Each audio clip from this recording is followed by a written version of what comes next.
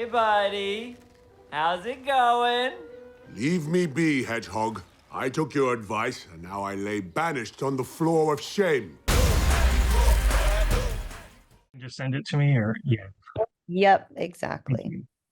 Appreciate it. Better be Okay. careful what I say, huh? Yeah. All right, all So thank set. you again, yeah, for doing this interview. I truly appreciate it. So my first question is, I guess, why Reno? Which, as one of the ESPN 8 guys on the bowling tournament said, is like Las Vegas for losers. Well, I don't feel that way.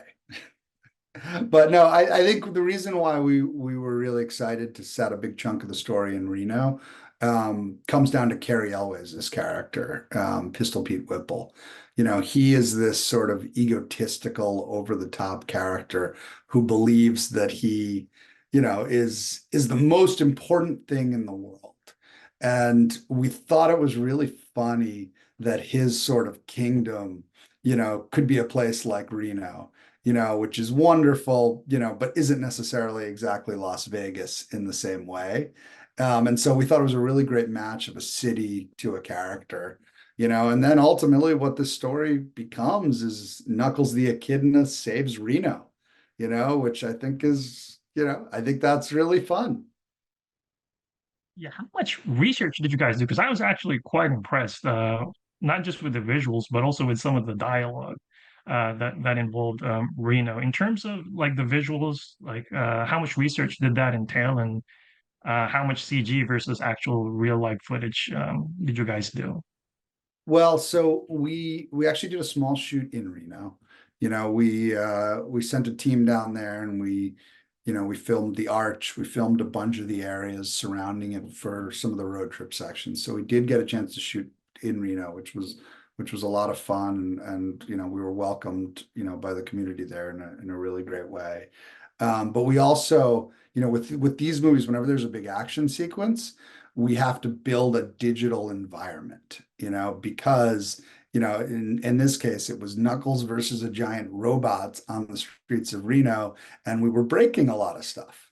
And so in building those digital environments, what we tend to do is we try and take as close as we can, and sometimes there's some legal restrictions, to a real environment. In this case, we matched pretty closely that downtown area of Reno.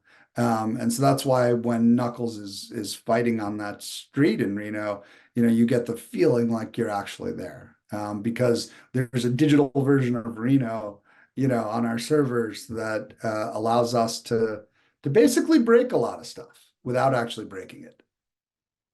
That's a lot of work. And I was actually quite impressed. Like, there were some places where like some of the sides of the street were flipped. So I don't know if that was done for like kind of dramatic purposes but like you even have like palace jewelry and loan in there. So like how how much work came into building that digital version of Reno? Well, quite a bit. It becomes a mix of live action photography that we shot on the streets of Reno, combined with, looking at things like Google Earth and building specific maps. And then, anything that we feel like shouldn't be part of it for whatever reason, we build a fictional aspect to them as well. But it was really fun shooting in Reno. We had a really good couple of days there. You guys have a wonderful city. What was it like when you guys were here? What were some of the things you remember? We came out in August, and we had a motorcycle rig. So we had a truck with Knuckles' motorcycle dragging behind it, and we drove right through the strip. I remember it.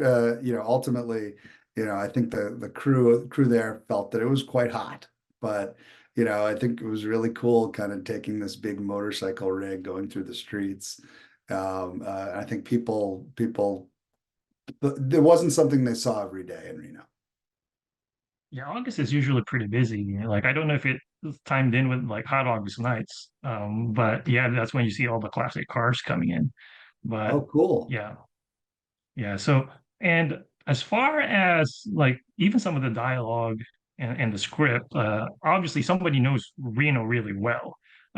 There was a quote about like because there's a popular quote in Reno where, and I've had people tell me this when I go to conferences. They're like, Reno is like so close to hell you could see sparks, but they kind of changed it because probably people wouldn't get what Sparks is, which is the city like next door. And even Carrie, he had like a you were saying that it's like his little kingdom. He's like, yeah, he was kind of touting like he was the character or the celebrity in the greater Reno area, which I actually use in my stories when I'm describing the uh the city. And so like how did you sort of learn about those types of nuggets of information about Reno? Well, we try and research a bunch of stuff and, and build it out from there. And, I think our goal with these movies, because we have such fantastical otherworldly characters, is when we do go to a place, that's earthbound, is to make it feel real and grounded. And, in this case, we wanted Reno to feel like Reno. Yeah, well, you guys did a really good job. In terms of bowling, why was sort of bowling like decided as kind of one of the key plot points for this movie? I mean, for this TV series.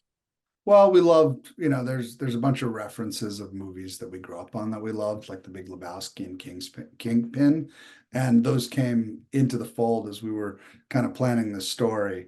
But with Reno specifically, another reason why, we found ourselves in there for the finale was because of the National Bowling Stadium being, in Reno, and it being this sort of place where, the best of the best bowlers come, to compete. And so that just felt like a logical end for our characters, who were journeying to a bowling tournament. Yeah, that it finally paid off. The investment Yes, in the exactly. National Bowling Stadium. This is probably like one of the first like positive references to that stadium in a long time. Let's Because do it. obviously, We have a positive reference to that stadium. I can't wait to ask like the people behind it. And so now talk about the story a little bit. What made you decide to sort of focus on this type of story behind Wade and then his relationship with Knuckles? Like, because like a Wade isn't just a side character. He plays sort of a big role in the movie. And how did you sort of decide on that storyline? Well, a lot of it came from what we really liked in Sonic 2. At the end of Sonic 2, we really loved Knuckles' turn from a hero to a villain, or from a villain to a hero, and specifically this sort of fish out of water comedy as he's misunderstanding our world. That was really funny to us. And so that was we said, oh, you know what? That's there's some really great ideas surrounding that. That would be a great focus for a series. And then simultaneously, we've had Adam Pally in the last two movies, and he's been hilarious in both of them. And, every time he came on set, or every time, we would show the movie to people, he'd get some of the biggest laughs. And so we really felt like he was ready to be elevated to a bigger role. And that's why we kind of felt like both of them were kind of fun choices to make the center of a series. And how did you strike the balance between like his story and Knuckles' story? Because based just on some of the reactions, it kind of reminds me of some of my friends reacting to the 2019 Godzilla movie where they're like, "Ah, there's too many humans." It's like one of the challenges when you do like video game characters, or it's like people obviously want to see Knuckles or they want to see Godzilla, but at the same time, if you just keep showing them without some of the human elements, then there's a risk of not being able to tell like a better story. So how do you balance like those two sort of elements? I think we're really excited to kind of bring new characters into the franchise as we move forward. There's a bunch of characters that come up, and you know, we're really wary and are watching what the fans are saying. But I think it's important to us that it's a slow build. We didn't purposely bring Knuckles and Tails into Sonic 1. We made sure that we could tell a really great Sonic story first. And so we want to be very methodical as new characters come into the franchise and make sure that when they come in, there's a really great story that they're a part of and a central part of, as we introduce them into this franchise. And speaking of new characters, are there any other plans for other potential spin-offs from either the Sonic characters like Shadow, for example, is going to feature prominently in the third movie. Depending on how this TV series does, is that like another thing that you are potentially looking into in the future? Or? I mean, I think everything is an option at this point. We have this incredible fan base who really is excited about what we do. You know, we're so excited to bring Shadow into Sonic 3, which is this really giant, exciting movie that really showcases Team Sonic for the first time, you know, and how they work, you know, how they work alongside each other as a team. And as we go on, if there's a great story to tell, I think we're all really open to trying to tell it. And Shadow is a really popular character. I guess the talk online now is who's going to be voicing Shadow. Is that something you guys can comment on at this point, or is it something you can't confirm as of yet? We're not really discussing Sonic 3 casting at this moment, but what we can, you know, say is that story, you know, is fantastic. We had a wonderful time filming it, and we think that once Christmas comes along, the fans are going to be really, really happy with what we're building and planning for Sonic 3. And speaking of casting for this TV series and even the past movies, like how do you go about like with your casting choices? Like Carrie was a really great choice, I thought. And I mean, I've seen his movies and The Princess Bride and stuff, and he was really hamming it up in this TV series. I think like he was obviously having a lot of fun.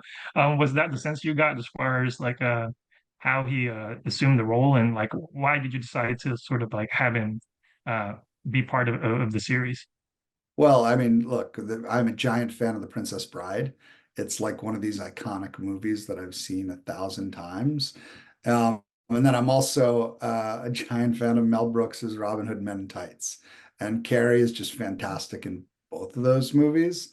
And so we were so lucky to have him come into the fold and really create a character. You know, Pistol Pete is a really interesting, egotistical, despicable, multi-dimensional character that I think plays to some of the things that you love in Carrie's greatest performances, but kind of is a new thing on its own. And so we felt really lucky to have him be part of this franchise. We also, you know, in general, we ended up getting a wonderful cast for this show, and I think a lot of the casting came from things that we grew up loving. Like Christopher Lloyd does a voice in this show, and Back to the Future is, you know, I know for Jeff Fowler and myself is just the pinnacle of what a great movie can be. And Christopher Lloyd is Doc Brown and Fester Adams, and you know, the idea that we had this incredible actor with all these great performances get to be, you know, part of our franchise was super exciting. I was going to say the sound or well, the music selection in the series was really good. How did you sort of pick which soundtrack to offer? Like, because I noticed a lot of 80s like music, for example. Like, was that sort of like a reflection of the folks like who are making the TV series in terms of them growing up, or like what got into the or what went into the decision as far as like which music to include in the TV series? Well, the Sonic creative team is pretty much composed of 90s kids. So there's a lot of 90s music that we That's grew up good. loving. But we also really liked that it was a good connective tissue to the story. You know, in one of the big sort of central plot points of the story is Knuckles trying to figure out how he fits in on Earth. And the way that Wade expresses this to him, you know, is through music. And he basically says, look, you need to find your jam. You know, you need to figure out what song gets you excited, what inspires you about this planet that's gonna make it your home. And so because Adam Pally, you know, is kind of a 90s kid as well, we kind of decided that a lot of the music that Wade would like is very similar to the music that we liked, and that it might be great to fill the overall show with that music as a connective tissue to that plot point of Wade sort of using 90s music as a way of getting Knuckles to understand what he loves about this planet. And what do you think is different now with video game based movies versus before? What like I remember in the past it was a bit of a struggle, like when you see like the first Mario movie, for example, compared to the new one that came out. What do you think has changed, like as far as like video game movies being more accepted and actually being better these days than they used to be decades ago? I think it's a generational shift. I think that, for a long time, the people who were making and greenlighting movies, they made and were inspired by what they grew up on, you know, and you'll see that, over the last 10 years, that was comic books, and now we're getting to a point where the people who are making movies, they grew up in a slightly different era. They grew up playing NES and they grew up playing Sega Genesis. And, so for them, the stories that inspired them were video game stories. And I think what you're getting is, a group of people who really love these characters and these franchises because they got to play them as a kid. And I know that's how I feel and how Jeff Fowler feels. We grew up playing Sonic. And so when we're telling this story, not only do we understand it, but we really, really want to make a really great movie for the fans because we were fans. And I think you're seeing that across the board is that there's a younger generation of filmmakers and executives who really respect the storytelling that was in these original video games. And so they're trying to make better movies out of video games, where before that, it was a generation that didn't necessarily grow up on the games. And so they were trying to make the games into movies that they understood.